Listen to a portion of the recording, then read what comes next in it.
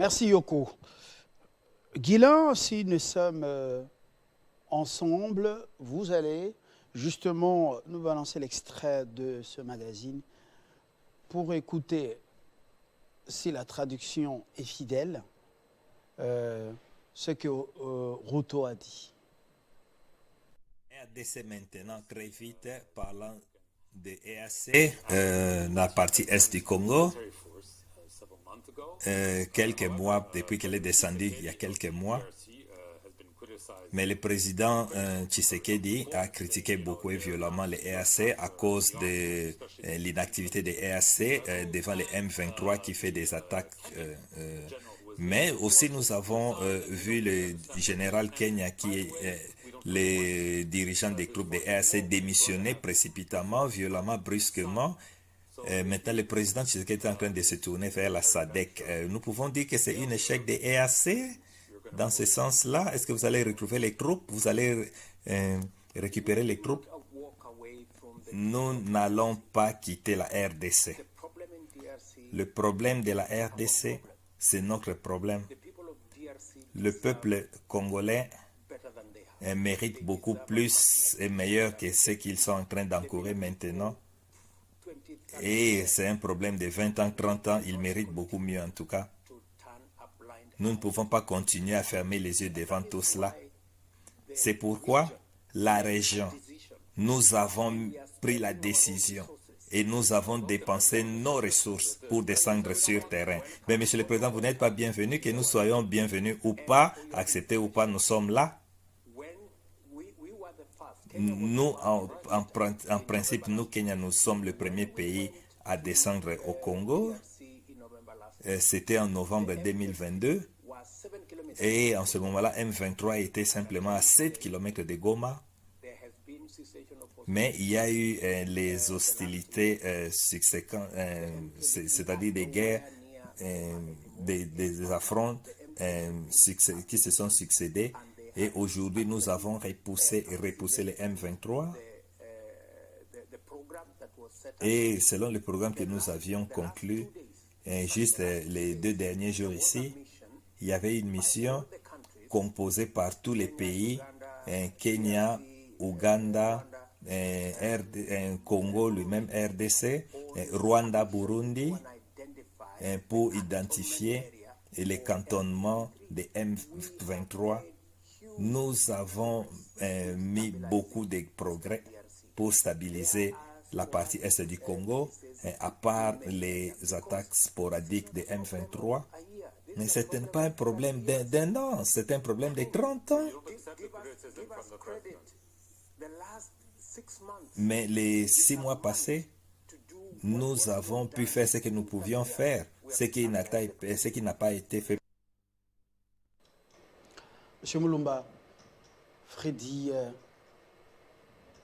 Ruto dit qu'ils sont encore là pour longtemps.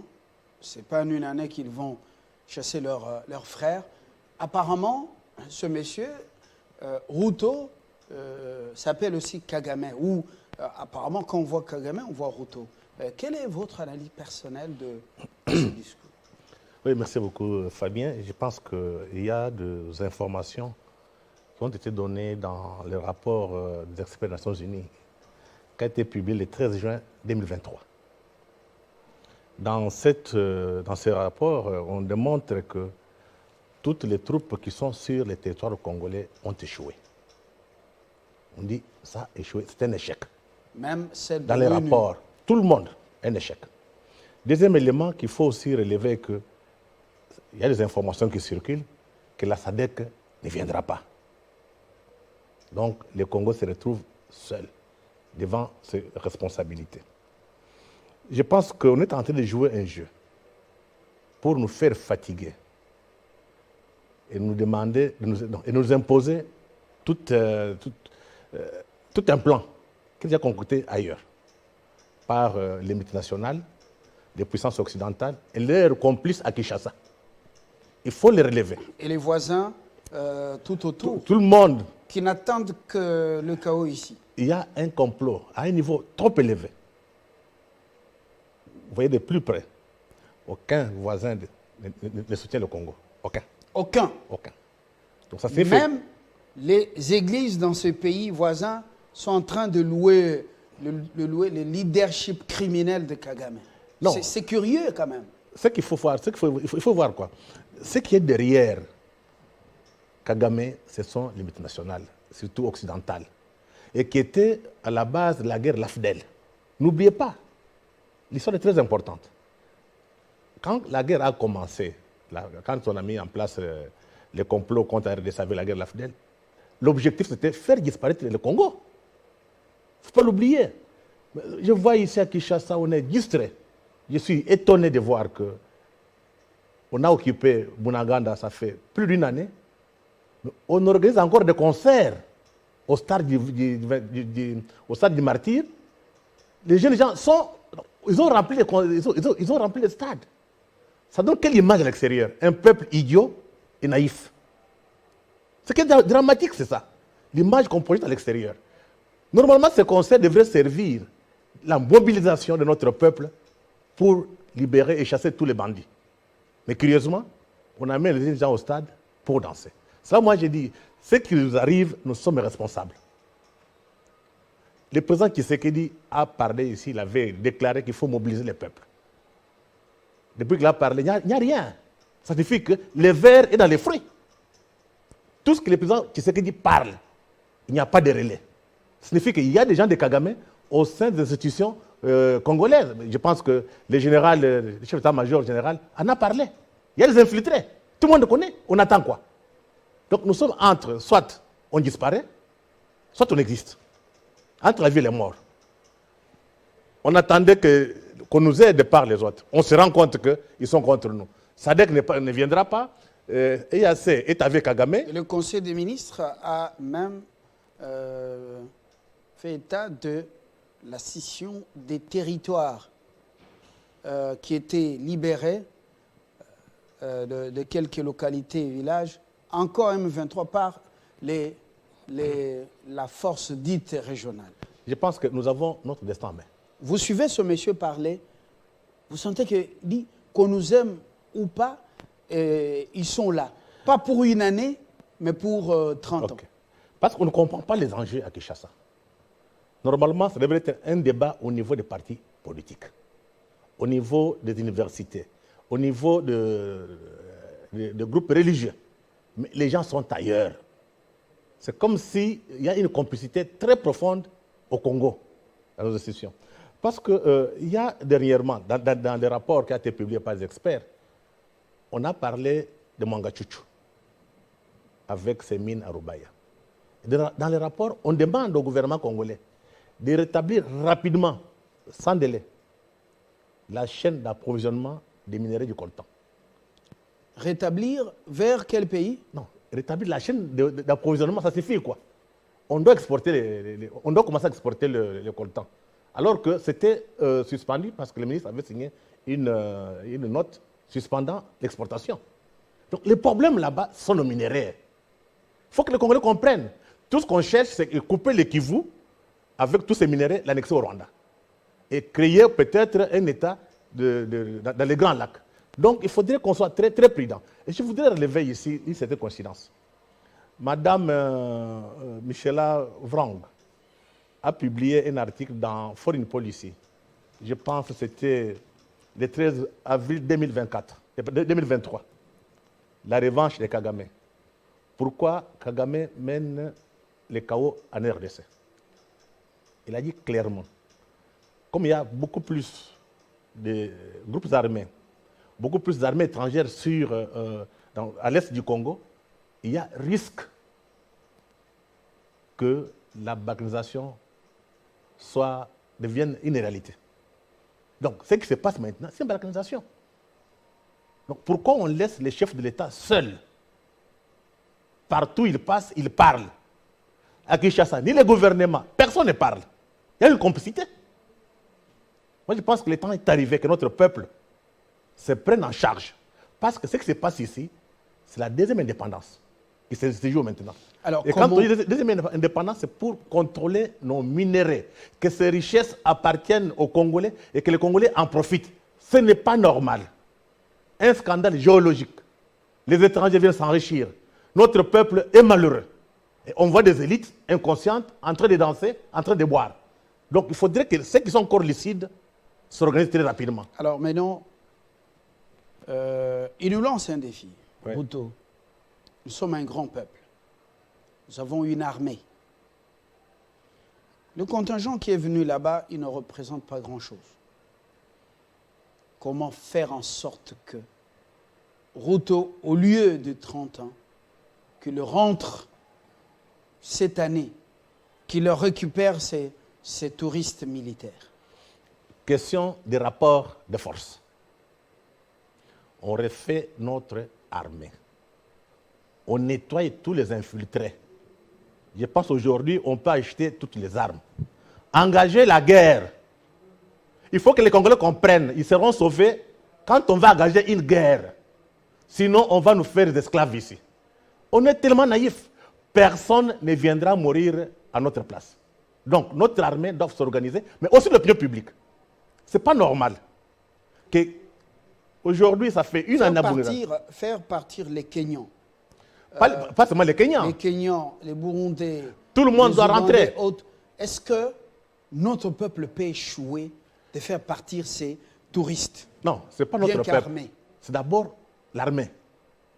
Il faut former l'armée. Il faut qu'il y ait une armée forte. Quand l'armée va mettre de l'ordre, ces gens finiront par partir. Comment voulez-vous?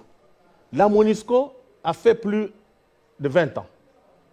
Elle a échoué. Comment vous pouvez penser qu'un petit pays comme les Kenyans, avec tous ces petits pays, peut venir mettre de l'ordre à Kinshasa, donc à l'est du Congo, et sauver le pays? C'est une erreur. Ils sont venus pour achever le processus qui est laissé en cours par la MONUSCO. Parce que maintenant, tous les discours sont centrés sur la MONUSCO parce qu'elle est un échec. Mais quand vous voyez dans les discours des autres, on dit quoi? Non, maintenant les Africains même vont trouver une solution. Quels Africains? Qui sont derrière ces Africains-là? Les multinationales occidentales. Nous avons commis des erreurs, mais c'est possible de nous relever de ces erreurs quand même et de leurs conséquences, M. Mulumba. Oui, moi je pense que ce qu'il faut faire maintenant. C'est pas mauvais d'adhérer à l'EAC, mais nous avons accepté que ces armées, les armées de ces pays incertains viennent chez nous. Mais le peuple se libère par la lutte. Non. Pourquoi encore garder ces gens? Le gouvernement a déjà dit que cette armée, cette force régionale joue, c'est-à-dire est en complicité avec les Rwandais, la milice rwandaise et l'armée rwandaise. Maintenant, nous, le gouvernement publie ça. Et nous, on doit rester seulement en parler. Et puis, non, c'est le travail du gouvernement. On prépare l'armée. Je vous dis que la liberté a un prix. On prépare l'armée, on met de l'ordre à l'Est. Et deuxième chose, que j'ai parlé ici de la chaîne d'approvisionnement des minerais de coltan. Depuis qu'on a mis l'état de siège, je sais que les Occidentaux qui étaient en complicité avec Kagame qui exploitait nos minerais sont en difficulté. Voilà, ils ne parlent pas des millions de morts de Congolais. Ils parlent des minerais de Congolais. Donc nous avons notre destin en main. Les militaires, les intellectuels, tout le monde, donc les religieux. Donc c'est une injonction. C'est une injonction des experts de l'ONU à un État indépendant. Rétablissez la chaîne de... Non, ils ont fait une recommandation. Mais qu'est-ce qui se passe derrière cette recommandation? C'est pour permettre à ce que les minéraux passent toujours par les Rwandais. Comme ça, les usines qui sont installées à Kigali, qu'on veut faire comme un Singapour africain, fonctionnent. Mais le problème, c'est nous-mêmes. On ne peut pas comprendre un pays comme le nôtre. 100 millions d'habitants, beaucoup d'universitaires. C'est n'importe quel peuple qui se joue de nous. On n'a pas le sens de l'histoire. Et j'ai dit à tout le monde, il faut se mettre du bon côté de l'histoire. Réalisez l'histoire. Beaucoup seront jetés dans la poubelle de l'histoire.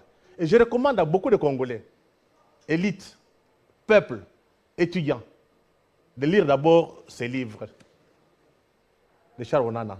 Tout est dit dedans. Tout est dit dedans. Le livre est disponible. Il faut que les gens apprennent à lire les livres. Tout est dedans. Et deuxième élément, il faut lire les rapports des Nations Unies, des experts des Nations Unies. Et de ce rapport, curieusement, on a cité James Kabarebe avec beaucoup de militaires rwandais qui ont installé le chaos à l'est du Congo. Qu'est-ce que nous attendons? La CP est arrivée ici. que le gouvernement congolais ait le courage, s'il n'est pas complice, d'amener le dossier maintenant à la CPI, qu'on arrête au moins James Kabarebe. Quelle est la force de ce monsieur de Ruto, arrivé aux affaires? Il était vice-président justement de Uhuru Kenyatta, un homme d'affaires. On sent qu'il joue en faveur de multinationales et de Kagame, qui est le pion de ces gens. Mais quelle est la force qui l'amène à parler comme ça de notre pays et de ces militaires qui sont ici? Comme si c'était Léopold II avec ses hommes sur une terre déjà conquise. D'abord, le Kenya est très endetté. Le Kenya est incapable de payer sa dette. Je pense que bientôt, il fera peut-être un défaut. Tout comme la Zambie. C'est la même chose. Ils sont beaucoup endettés, ils ne savent pas... Même l'Ouganda, oui. Les banques chinoises ont récupéré l'aéroport d'Entebbe, oui, parce qu'ils avaient financé, l'Ouganda n'a pas restitué. Donc, ce qui fait que... l'aéroport est privatisé, non? Ok. Ce qui fait que pour Ruto, sa survie politique dépend de sa présence au Congo. Sans le Congo, le Kenya ne peut pas tenir debout. Voilà pourquoi il est en complicité avec Kagame pour qu'il s'installe et qu'on contrôle les minerais et qu'on contrôle les marchés à l'est du Congo. Ça, et deuxième chose qu'il ne faut pas oublier, on est en train de faire jouer au Kenya le rôle que le Rwanda et l'Ouganda jouaient. Donc tous les globalistes sont en Nairobi. C'est la plaque tournante maintenant. Donc quand vous voyez Ruto parler, ce n'est pas lui. Il y a des forces derrière. Alors est-ce que, avec les secrets bancaires qu'ils ont du secteur minier, parce qu'ils ont racheté même la banque belge, hein, la banque des Belges, juste à côté de nous. Vous voyez, ils sont majoritaires dans BCDC. Alors dites-nous concrètement, est-ce que nous, on n'a pas les marges de manœuvre pour pouvoir faire arrêter cette arrogance? Je pense qu'il faut faire appel à l'histoire. Économiquement, financièrement, nous tourner peut-être vers d'autres partenaires. Il faut faire appel à l'histoire. Il y a il y a un moment dans l'histoire du pays, donc des grands moments, entre 1906 et 1908, toutes les entreprises de l'État indépendant du Congo ont été cédées ou bien vendues aux privés occidentaux. En 1906. Tout ça pourquoi? Parce qu'en 1908, tout allait passer sous le contrôle du Congo belge. Que faire? Léopold II avec les hommes d'affaires ont créé ce qu'on appelle les entreprises mixtes pour faire fuir ces capitaux du contrôle de l'État congolais, de l'État colonial belge. En 1960, le 17 juin 1960, avant l'indépendance, donc on peut dire au moins 13 jours avant l'indépendance, le gouvernement belge a fait voter une loi au Parlement stipulant que tout ce qui est en Belgique reste pour la Belgique. Ce qui est au Congo reste au Congo. Donc on a presque pris nos richesses d'une manière frauduleuse. Et actuellement, ce qui se passe, il faut que les gens comprennent. Avant que Félix prenne le pouvoir, on a vendu les mines. Tout a été vendu. Qui sont les propriétaires des mines au Congo? On a vendu les banques. Tout est vendu. Qui sont les propriétaires des banques au Congo? Donc, le Congo nous échappe. Que faire? Qu'on reprenne il faut nationaliser toutes les banques. Il faut nationaliser toutes les mines. Nous ne sommes pas les premiers à le faire. Mais tout dépendra maintenant de la qualité de l'élite. Si vous avez une élite consciente, vous avez une élite un peu patriote, ça va donner des résultats. Mais quand vous avez des mercenaires tels que nous avons aujourd'hui, nous serons obligés de devenir des esclaves des autres. Nous serons recolonisés. Prenez le cas de Mobutu. Quand les Belges avaient pris tout ce qui avait été pour la Gécamine, au moins, je pense en 1966, Mobutu a privatisé, a nationalisé la Gécamine.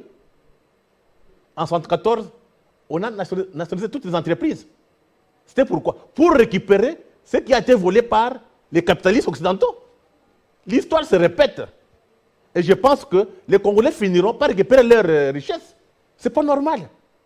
Donc, depuis l'esclavage, la tête négrière, la colonisation, nous sommes toujours victimes. Pourquoi on est victime? C'est parce qu'on n'a pas le sens de l'histoire. Et les politiciens, et les hommes politiques, les intellectuels, personne ne fait appel à l'histoire pour qu'on pense ce qui nous arrive. Donc, ce qui va se passer ici, retenez un peu, c'est une deuxième indépendance qui se joue. Et on l'aura. Le processus de la deuxième indépendance. On aura notre deuxième indépendance. Les Occidentaux doivent être capables d'acheter nos minéraux. Pas venir les exploiter à travers les Kagame. C'est fini ça.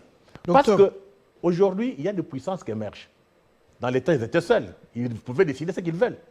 Aujourd'hui, vous avez la Chine. Vous avez la Russie. Vous avez l'Inde. Ils n'ont pas la même manière de voir le monde. Le monde a basculé. Maintenant, c'est à nous organiser pour qu'on récupère tout ce qui a été confisqué par les multinationales occidentales. La guerre, comment dirais-je, la vie est faite ainsi. Parce que si nous ne le faisons pas, les autres le feront à notre place. Je prends un cas d'exemple. Aujourd'hui, il y a un affrontement entre la Chine et l'Amérique sur le contrôle des minéraux stratégiques. Mais si à Kinshasa, vous êtes dans des sports, vous êtes dans la danse, la Chine risque de s'entendre avec l'Amérique pour nous exploiter. Oui. Parce que personne ne viendra défendre nos intérêts. Ils sont encore ensemble dans Tenke Fungurume Mining. Ils ne sont pas partis américains, ils ne sont pas partis. Non, les problèmes ne se situent pas à ce niveau-là. La Chine a beaucoup d'intérêts en Europe et en Amérique par rapport à l'Afrique. Si on va trouver que les Africains ne sont pas conscients, ils vont s'entendre et on va se partager l'Afrique et on va les regretter. Docteur Denis à Douala, salue cette intervention courageuse, la vôtre, ce matin, en train de le suivre par Canal+. Voilà, à Douala au Cameroun. Et je vois d'autres messages là. Encore, c'est le courage qui nous manque. C'est le courage apparemment qui nous manque. Monsieur Moulumba, est-ce que nous ne sommes pas des hommes? Pourquoi nous avons peur? Pourquoi nous sommes toujours hésitants? Je vous ai donné un jour ici des éléments importants. Nous dirigeons indécis, hésitants à prendre des décisions importantes. Nous sommes une élite traumatisée. On a assassiné Kimpavita, brûlé vivante avec son enfant. On a mis Kimbangu 30 ans en prison, il est mort en prison. On a assassiné Lumumba. On a assassiné Moulele. On a assassiné Laurent Désiré Kabila dans son bureau. Donc, dans notre imaginaire, il y a ce traumatisme qui pèse sur nous. Ce qui fait qu'on a peur de prendre des risques, on a peur de prendre de bonnes décisions. Un deuxième élément, c'est au niveau de l'éducation, la formation. On nous a formés pour avoir la bonne vie. Avoir une femme, une maison, nous étudions une voiture. Non pas pour... on dit souvent, nous étudions non pas pour l'école, mais pour la vie. Exact. Et dès qu'on gagne l'essentiel de la vie, c'est fini. C'est fini. Donc maintenant, tout s'arrête là. Comme l'école a formé... Ailleurs, il y a des gens qui étudient pour la société. Ok. Comme l'école a formé des gens dans ces canevas, donc l'élite a peur de prendre des risques parce qu'elle ne peut pas accepter de souffrir. Dans des pays où vous avez des gens qui n'acceptent pas des sacrifices, ce sont des pays qui seront toujours dominés. Voilà pourquoi Kinshasa, malgré ses livres qui disent tout, personne n'en parle. Tout le monde a peur de parler. Tout est dedans. Jusqu'aujourd'hui, aucun intellectuel occidental n'a remis en cause. Les preuves sont là. Les rapports sont sortis. Est-ce que tu as vu même dans les partis politiques, dans des télévisions, on fait des débats sur des questions cruciales de la survie du pays? Il n'y a rien. Ça signifie qu'il nous faut une nouvelle élite, une nouvelle race d'élite. Et des gens qui ont le sens de sacrifice. Parce qu'on est en politique. Hein. Quand on laisse les noms dans l'histoire, on ne fait pas la politique pour manger. Ceux qui ne comprennent pas seront jetés dans la poubelle. Le monde n'a fait que 3 mois hein, en tant que Premier ministre. Les noms a fait le tour du monde. Et ceux qui ont fait longtemps, ils sont où? dans la poubelle de l'histoire.